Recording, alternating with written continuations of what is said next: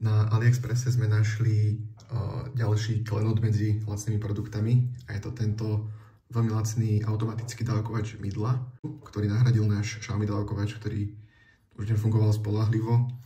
No a je veľmi praktický v tom, že sa dá veľmi jednoducho doplniť mydlo. Vlastne stačí len nadvihnúť vrchnák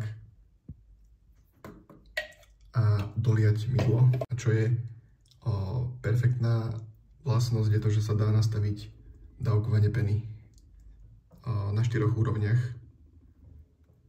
Takto funguje to najsilnejšie dávkovanie. Je to naozaj veľa mydla.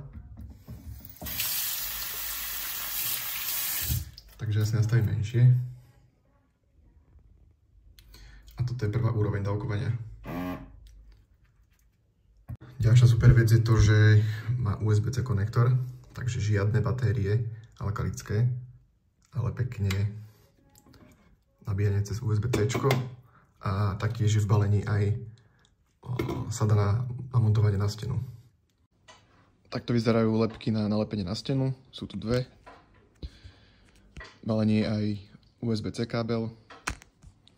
Takáto nádobka, ktorá slúži na odobchatie toho dávkovača, keby sa tam nejakým spôsobom zapchali hadičky. Takže Číňania mysleli na všetko. A samozrejme manuál.